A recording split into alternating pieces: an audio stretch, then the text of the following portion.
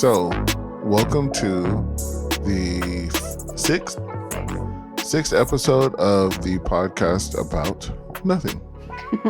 So, as you guys know, we missed last week, and we always say there's a lot of stuff going on, but there really was a lot of stuff going on last week. Yeah. Including a really bad sinus infection that hindered me from hearing good and talking good. So, yeah, and then I went ahead and scheduled myself back to back at work. So busy with work, football games. Chief. Just a little update. It's been pretty tough this year in football. We haven't got a win yet. 2 games in. But with that being said, we're having some problems with getting all the coaches in the league. Kids are bouncing around. I haven't played one game with the same set of kids, since it started. So it's been pretty hectic. And all your practices have been rained out. Oh, yeah. Yeah, all the practices have been rained out. We haven't been able to practice. And then Nora, I went to the second recital for her and at her gymnastics class. And it was really cool seeing Brad Ross and his wife. I haven't seen them since high school. So it's always cool to see people you knew from high school. Yeah. Outside of that, I just kind of sat in a chair to myself over by Chief Miles. That's what I do, unless Kelsey's there.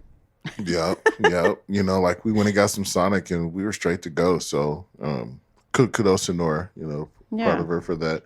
And then Chief had surgery. So with all that football talk, he's actually out for the rest of the season. So it's going to be weird because I would say this would be the first year that I'm coaching and it's not going to be coaching like one of my kids. So yeah, that part kind of sucks, but yeah, it's but there is one thing I learned is, Chief definitely needs another year of maturing, So I feel like the older he gets, the more he'll realize certain things are important and the better he'll do in that sport. Yeah. But as of right now, the kid just loves being around his friends. Yeah. So yeah. how could you blame him? No. Well, before I kind of dive into this, is there anything in particular that you want to talk about with us? Because I was kind of thinking, buying a house conversation. Yeah. Yeah? Yeah. Okay. Well, there's a lot of people know, or if you don't know, we're in the process of buying a house and it's literally eating up, or it's living rent free in our mind. Yeah. For the past month. And first of all, I'd say we're blessed to be in this position. Oh God, yeah. Yeah. Kudos to you for getting your job and allowing me to take care of all of my stuff to give my credit where it should be. And yeah, man, I'm definitely thankful for that. But I would say the hardest thing was, getting people just don't care about credit at all until you get to where you really need it. Yeah. It's one of those things that people take advantage of all the time. And then you go to do these big steps in life and you realize that's one of the things that you need, to make your life easier. Yeah. And it's always in those moments you're like, damn, I should have took care of this, and I feel like that's one of the good things to bring up for today's topic is just taking care of your credit. A lot of people in my culture, the Black culture, don't do that. I know when I was a kid, I had bills taken out in my name and stuff. And, I started out with bad credit. Right. Yeah. And I wasn't taught credit at all. No. Period. The only thing we knew is just to pay the bills and pay the internet. It's so tricky. Yeah. Oh.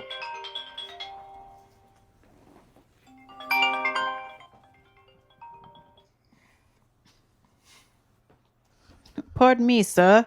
Yeah. All right. So, you know what? Let's leave it at in podcast. Fuck it. Cody Lane, I'm sorry I didn't call you back. But I love you, and I'll call you after the podcast. All right. So, no, I was just saying, tricky. It's tricky. I mean, because I think it's kind of a rite of passage. Once you're of a certain age and you can get approved for these, credit cards or these cards through Sephora or Old Navy or Victoria's Secret. Yeah. You know, things like that. You rack up $1,000 and say you're 21 years old. Like, you're not worried about it. Screw it. I just got all this shit for free, basically. Is right. What you think. You know what I'm saying? And, you know, for lack of a better term, for niggas, that's the come up. You know what I'm saying? Like, hey, man, hey, you know? Yeah. So, I mean, it's kind of a trap. And then on top of that, like I said, it's tricky because then when you try to start getting things straightened out, you think, well, I'll just pay my bills down and then I'll close that account.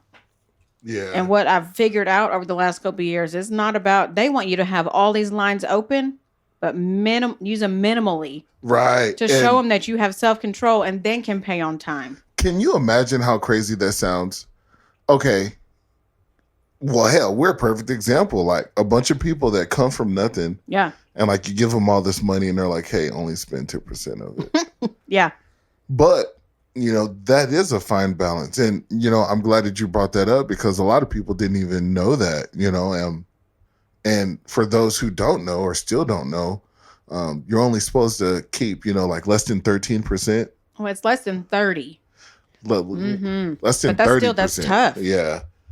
Less than 30%. So especially let's say if you have $100 credit limit, you know, like you can only spend like $30 or that it's ideal to maintain that, you know, like, and if you do, then that's where your ultimate credit boost come from. Yeah. You could spend all your credit line, but you want to have it paid down to at least below 30% before that statement hits.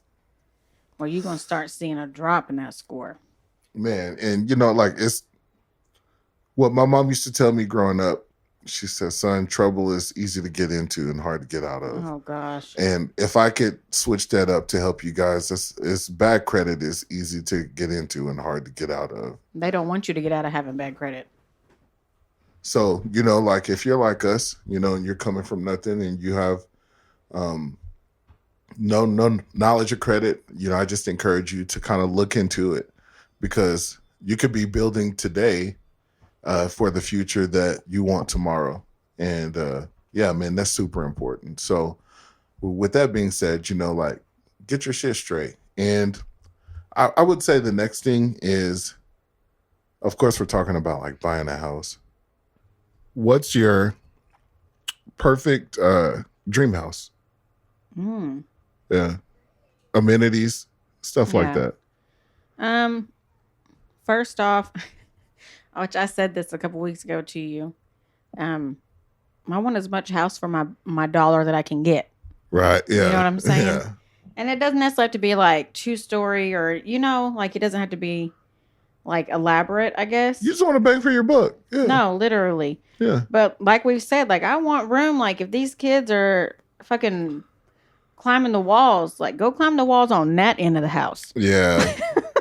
You know, that's something that we've always wanted because I mean, shit, we never had much. So our living situations have always been so small. So like our kids have literally been right on top of us. Yeah. And if you're a parent out there, you know, like it's a struggle trying to find peace and time to yourself. Yeah. With kids, let alone 4 kids in a small house. Right.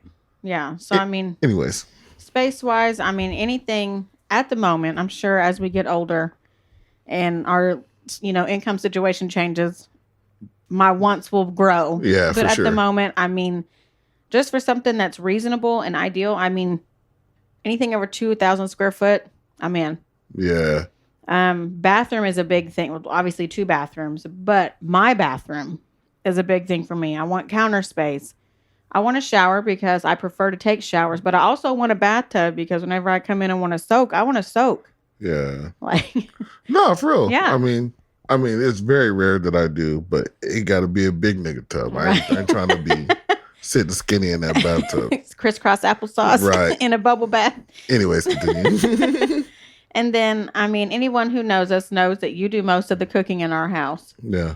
You cook out of like enjoyment and like experiences. Yeah, I kind of cook out of like necessity. Obligation. Yeah. Like, didn't I just feed y'all last night? But a good size. Damn, you niggas always eat. No, literally.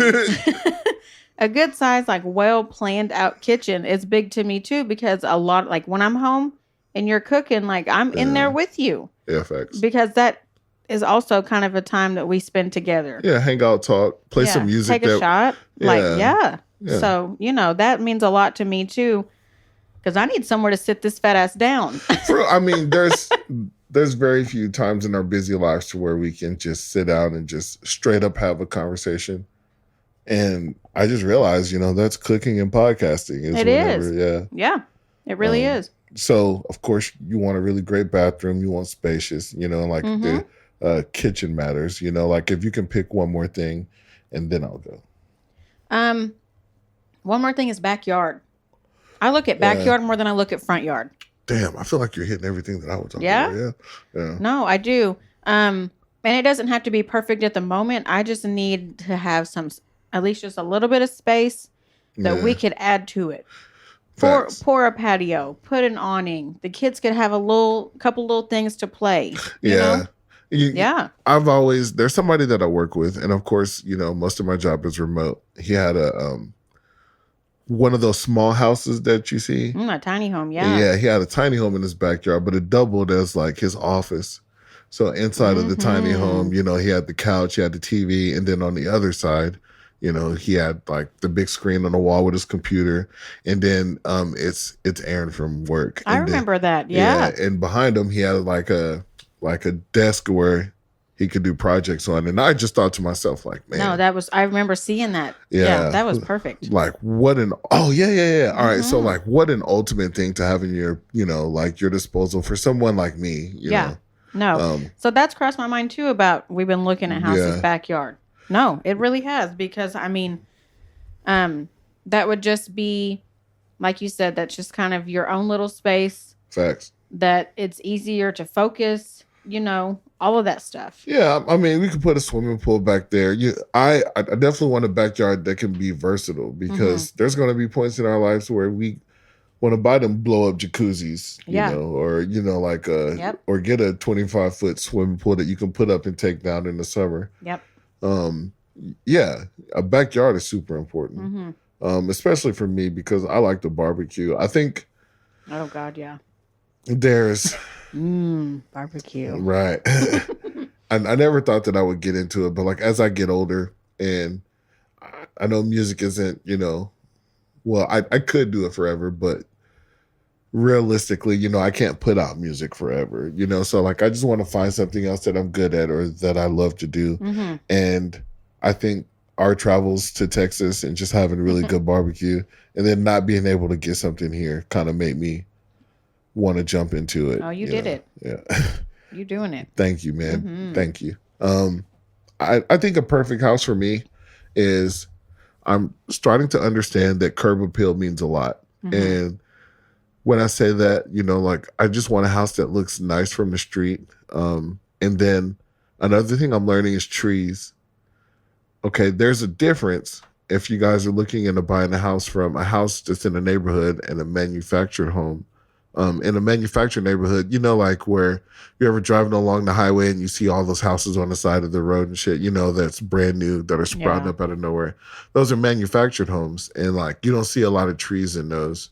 And something about, I don't know if it's comfort or nostalgia or just like as a kid, you're watching those movies and it zooms down the kids' neighborhood as they pull into their house and you see trees on each side. All those mature trees. Yep. Yeah. And I don't know, it's just something special about that. And I'm scared that you can miss that by getting a manufactured home. So no, I feel you. Yeah. So I feel like that look is important to me, and that comes with like curb appeal. Yep. Another thing I would say is the kitchen in the backyard and the bathroom. Everything else that you said, not to go through that list again, but obviously the bathroom's important because we're living with each other and we split everything down the middle. But I would like for us to get our own sinks. No, some counter space, please. Yeah. Give me some counter. I need it.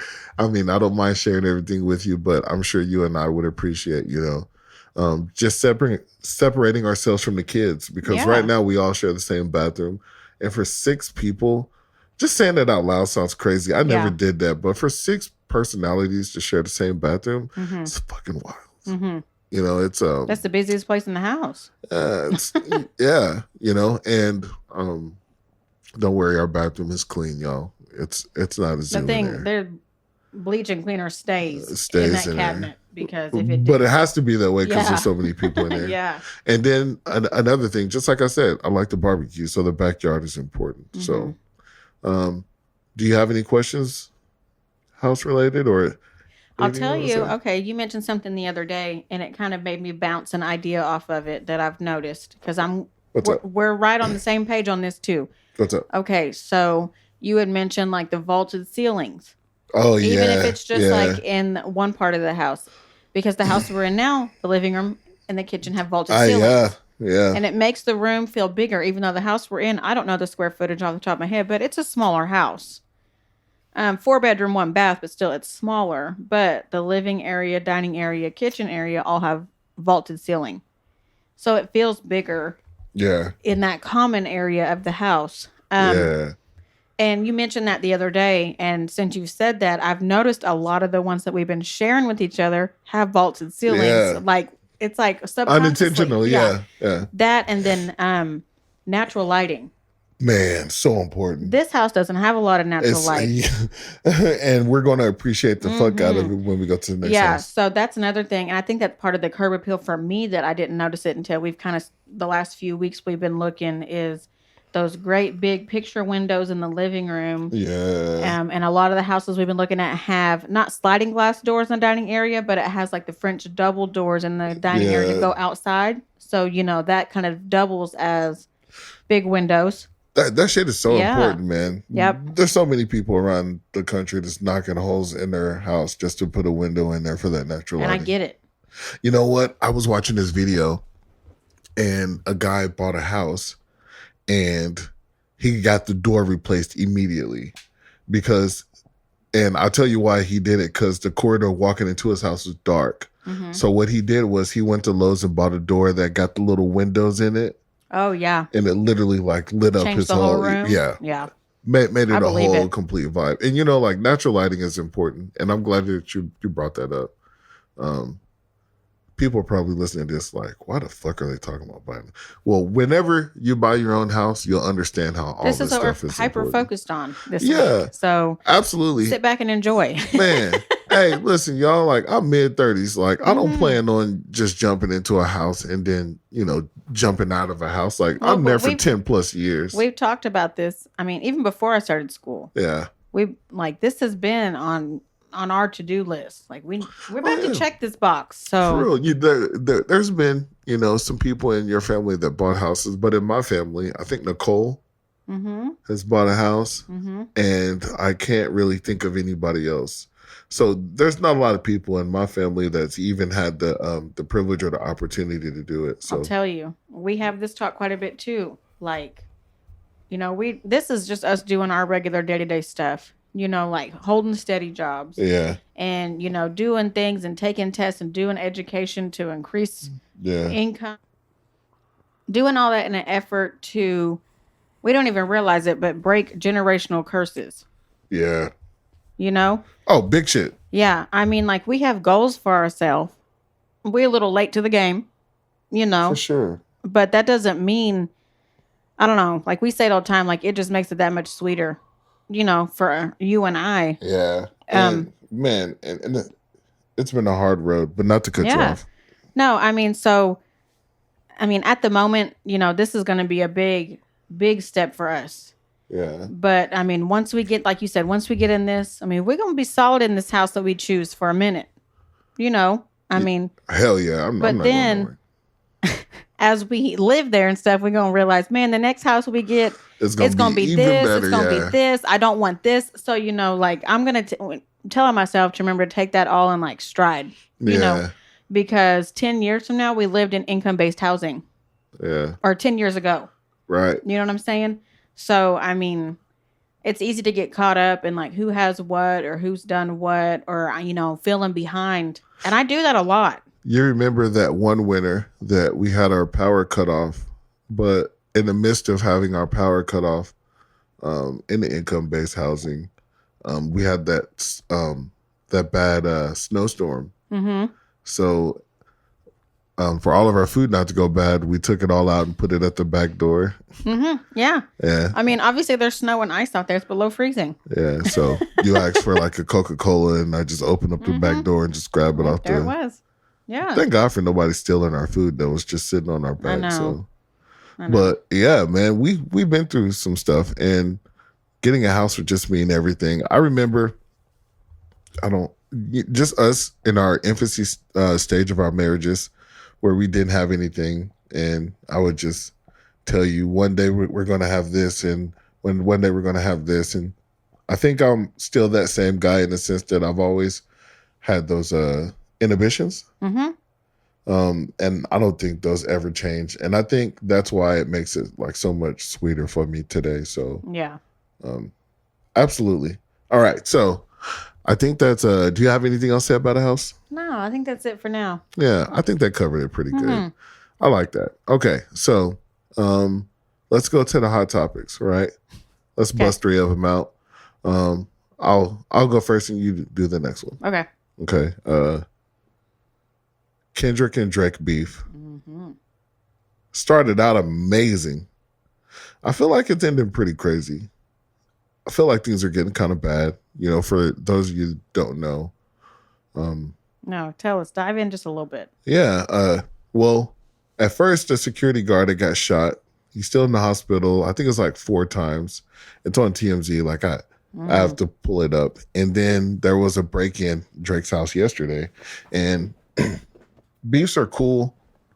Beefs are entertaining until somebody gets hurt. Yeah. And what I don't like about it is that we don't have that many black heroes. There's always something to happen to our black heroes at the very end where they discredit them or they do something bad or, you know, like I just want somebody to go out like unscathed. And I feel like I could be wrong, but this is just my personal, you know, I feel like it's a crab in the bucket mentality to tear each other down, you know, to look better than the next. So was I entertained at first? Yes. Did I listen to all the, you know, disses? Like, yes. But I feel like now things are starting to get a little too crazy. Yeah. Well, it's starting to, like you said, I mean, a security guard, that's his job, is to protect this other person. But I mean, like, this is a person who has family members and stuff. Kids and stuff and like that. So he's not even directly in it, but like. And by saying this, we're not saying Kendrick did this or has some part of it. Right. But everybody's going to think that after a beef have like gone so bad. And it's not just that, you know, they're bringing their kids involved, you know, like it went from a friendly competition to just shredding. Yeah, straight for the throat really fast. Kendrick Lamar did get his first #1 ever, which is surprising. I found that out. I'm an avid Kendrick Lamar listener, and I felt like out of all the fucking classic shit that he's done in the past, one of those would have been a #1. But as Twitter says, thanks to Drink again, somebody else has a #1. So, so there you go. Kendrick got a #1 out of it. My personal opinion, I feel like Drake still, I don't want to say won, but I have more respect for Drake after this than I have for Kendrick Lamar. Because the whole industry, Rick Ross, Kanye West tried to jump in, but nobody cared what he had to say. Right. Future, Metro Boomin. By the way, have you heard the BBL Drizzy beat? Yes. Okay, 5-time platinums. Drake should have took that back when he said, shut up and make some drums, because that nigga made some drums and now everybody listening. And it's a TikTok sound too. Yeah. So, I mean. 5 times platinum in 2 fucking days. I mean, Drake is making superstars out of all these people. Yeah. But back to the point, I'm just saying, you know, like anybody else would fold under that pressure. Yeah. All of us has been to high school before. All of us has had a group of friends. And then all of us has, you know, felt left out in some situation or kind of been picked on or seen that person that had been picked on. It's hard to come back for that. You know, like it's when everybody dissing you at one time, you know, like it's hard to get your word in, you know, because everybody laughing, not saying nothing. So you can, like, the rap game is a big ass high school, you know, deal. So, you know, like for Drake to still have a puncher's chance and then come out with some respect is a win to me. So I guess I'll kind of cap it on that. Yeah. Is there anything that you want to bring up for Hot Topics? Well, I just saw it was posted. I think it was earlier today. Justin Bieber and Hailey Bieber announced that they're having a baby. Oh, nice. I thought you was about to say something negative, like they're getting a divorce and stuff. No. Well, there were rumors going around like the last couple months that they weren't doing good and stuff like that. I want them to be happy because when Justin made that album after he got with her, it don't make no sense. That nigga was in love. You can't tell me he was. No, so they took like photos and posted them and stuff, and she's got on this really like intricate white lace dress that has like long sleeves and stuff, and she got on like the old Hollywood glam, like the white frame sunglasses, and he's holding her belly, and she looks to be maybe like 5 to 6 months pregnant ish, because she's a tall, thin woman. Yeah. So it's not a big belly, but like you can tell it's not Taco Bell. Like it's baby. It's not the day after Thanksgiving. No, it's not. Like it's a baby, but like the pictures are really sweet, and I feel like it's the happiest posed quote unquote pictures of Justin Bieber in a long time. Yeah, because didn't a couple days he post a picture of himself crying? Yeah, which is very weird. Why would somebody post a picture of himself crying? It is, but maybe that was the day he found out the gender. I don't know. So maybe it was a good cry. We just don't know what's going on. I feel like your ego has to be so fucking inflated that you feel like you look so good that you're going to cry and post a picture. Oh, I could never. I have an ugly cry face. I have to blow my nose when I cry, so all the time because my nose runs. So, yeah, no good. All right, so, very happy for Justin, right? Yeah. I feel like everybody deserves to be happy, and Justin spent his whole life. Excuse me. Excuse me. All right, so I feel like Justin spent his whole life in the spotlight. Never got to be a kid. Yeah. Really enjoy life. So it doesn't matter how you feel about Justin Bieber. For him, at this point in his life, to be happy and settle down, kudos to him. Yeah. The third thing I'd like to talk about is the Tom Brady roast. Okay. First of all, in case you didn't watch it, somebody made a funny about Robert Kraft. And Robert Kraft is the owner of the New England Patriots. And why I bring him up is because I'd say about somewhere between 3 to 5 years ago, Robert Kraft is ultra like billionaire, character. Okay. Found out that he flies his private plane to Florida and he goes to a massage parlor and have sex with like underage girls. Oh. Yeah. And this was proven, the girls came out and said something, but, ultimately, nothing came of it. Lifestyles of the rich and the famous. Literally. Right. Well, apparently this was grounds for, Tom Brady told all the comedians, like, don't touch Robert Kraft. Robert Kraft is the owner of the Patriots. Tom Brady played for the Patriots, got out of the Super Bowl. So, there's a connection. The first thing that the guy did was he made a massage joke. He's like, Tom Brady, you got 7 rings. I think you need a massage. Oh my gosh. And, or something to that nature. Yeah. And Tom Brady, this is live. So, there's no editing or anything like that. And Tom Brady got up and said, don't say that shit. Oh, but God. he kind of put his hands over that deal like the old ladies be doing in churches. But there's microphones everywhere. So everybody in the crowd heard it. It was like, oh. But the good thing is, Jeff Ross, the good thing is Jeff Ross is the roast master. I like him though. Yeah. Oh, amazing. Chef's kiss. I mean, and he rocked it out the rest of the show. Like he didn't, like it wasn't like a Will Smith moment where like everybody stopped, like the whole world stopped. He kept it rolling. He was very professional about it, but it was still a moment. Yeah. Okay. There's a lot that we could talk to about this, but just, points that I want to bring up to you. Kim Kardashian had a chance to speak. But once again, this is a live situation. Yeah. Right. She wasn't on the panel, but she was in the crowd, and they called her up so she can do her little roast deal. But she got 10 seconds of booze, and the booze were so bad that the cameraman didn't know what to do, And Kevin Hart had to say, all right. Like, guys, calm down. And it came out in the news today that Netflix cut that out. So if you go back and watch the Tom Brady deal, okay. Then you won't see Kim Kardashian get booed like unmercifully for like 10 seconds. So, but outside of that, there's a lot to talk about. Giselle was upset. You know, she TMZ got a story where she was just really upset that a lot of people were talking about her. But come on, it's a roast. Right. You just divorced a guy. Yeah. You know, like expect all these kind of jokes. Yeah. You know, so, but outside of those things going on, outside of those points that I picked, it was a fucking fabulous roast. Tom Brady sat there, took it like a champ. Yeah. You know, the coach that they thought that he hated showed up and roasted him and then sat on the panel with him the whole time. Gronkowski was Gronkowski. Mm-hmm. He's famous for spiking footballs, but after he finished his roast, he spiked his shot glass and injured somebody in the crowd. Oh, my God. So when I say this was classic Gronk. Yeah. When I say this was the roast of roast, it was just a wild fraternity party, you know, with people saying some shit that we hate. I mean, the black jokes, like the lesbian jokes. Yeah.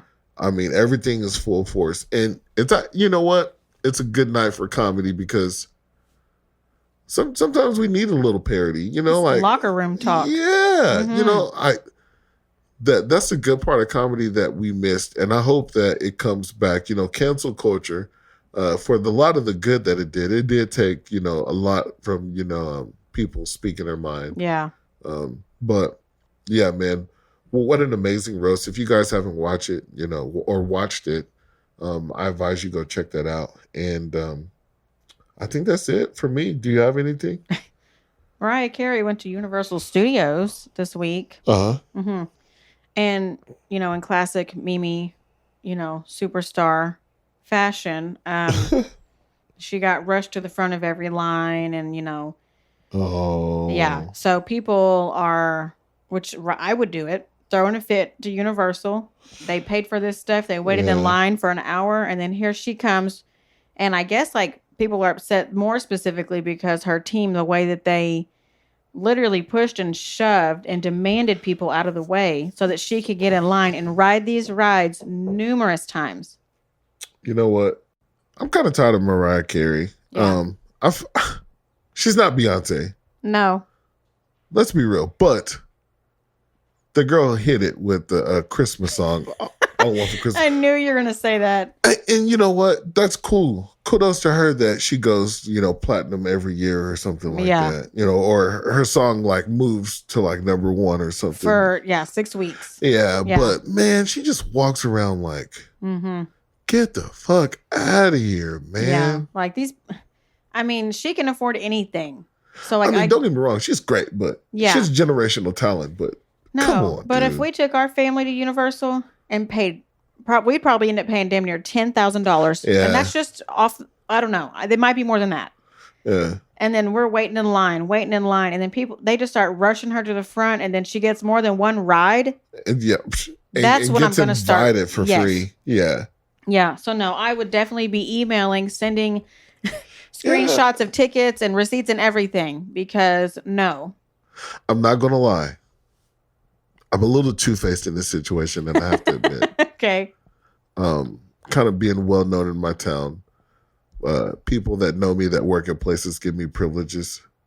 Yeah. And I straight do that and take advantage of it. And I feel good to my spirit. Right.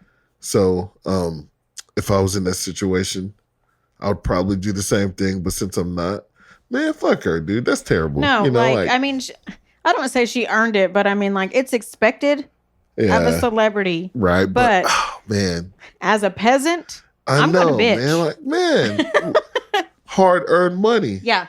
So Man, I need you to give me some of that back. I don't need a discount. Give me some of that money back. Right. Mm-hmm. So, yeah, Mariah Carey. Riding roller coasters. I wonder what her screams sounded like on the roller coaster. Them really high pitch. Yeah.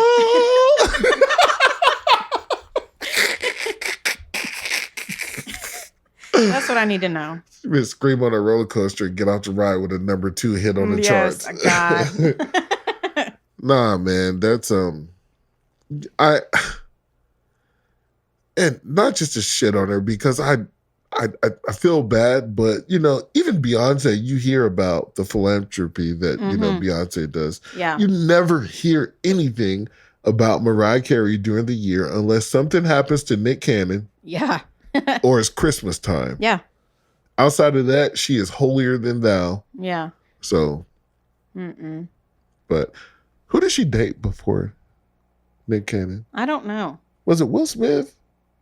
I feel like it was something. Well, that sounds like it makes sense. I don't know. Google that real fast. Because Mariah Carey, I know she kind of got her start in hip hop. And she was, like always attached to that person. Ain't it crazy how these artists get started in hip hop and they flip to other genres to solidify themselves? No, it is. Okay, so I Googled it real quick. Like past boyfriends of Mariah Carey. Here's something that's interesting that I didn't know. So, in June of 1993, Mariah Carey got married at the age of 23 to the Sony music executive Tommy Mottola, who at the time he was 43. Oh. Yes. And then they got divorced in 1998. So they were married for 5 years. And then, then what was it? September 2020, he came out with a memoir called The Meaning of Mariah Carey. That'd be a good one to read. Oh, shit. Yeah. It also says that she's dated Derek Jeter. Yeah. I didn't realize that. She got that famous Gucci. Mm-hmm. I'm sorry, guys. I tell you, though, okay, this is my theory. There was like years ago, like back like 2010-ish. There was a rumor or whatever going around that Mariah Carey and Eminem had a thing. Yeah, I remember that. I think it's true. I think it's true. She has something to lose by messing with that white man. Yeah. I mean, I think there's a point where like good girls just try out bad guys. Yeah. So no, I'm not blaming her at all. Yeah. But to the way that she just deny. She's going to deny everything because people are going to blow up everything. So. Yeah. Okay. So, that's your Mariah Carey spill for the week. I know. I didn't think that was going to be so much of a rant, but fuck it. It's how I feel inside. This is our space. We can say what we want. It definitely is. I feel like I said a couple more F-bombs this episode. Same. So. We're getting comfortable with you guys. I know. Settle in. All right. I feel like that kind of covers everything. This has been a really good week back, man. Yeah, it has. Every time we do this, I feel like I want to do this again. I know. I know. Me too. All right, man. Well, I appreciate you guys tuning in, and be sure to follow us on TikTok. Yep. At the podcast About Nothing One. Yes. We're going to be posting a bunch of stuff there. Bailey's taking over that, so really awesome. Be sure to follow us on or subscribe to us on YouTube so we can get those subscribers up. Our goal is to get 100. Yeah. Okay? Help us out, guys. Yeah. Help us out. We see the views. You're listening. Just go ahead and subscribe. Yeah. Personal goal for us is 100 plays on every video and 100 subscribers. And let's just keep building. Yeah. So I appreciate you guys. I love you guys, and I appreciate you kind of coming into our marriage and seeing what we're like and how we operate. So. There's no telling what we're going to end up talking about. Shit, I know. Because this feels good. It feels, this is comfy. You guys need to start listening. All right. What we going to say? Are you ready to go get some pizza? I am. I'm hungry. Logos. Yep. Deuces. Bye.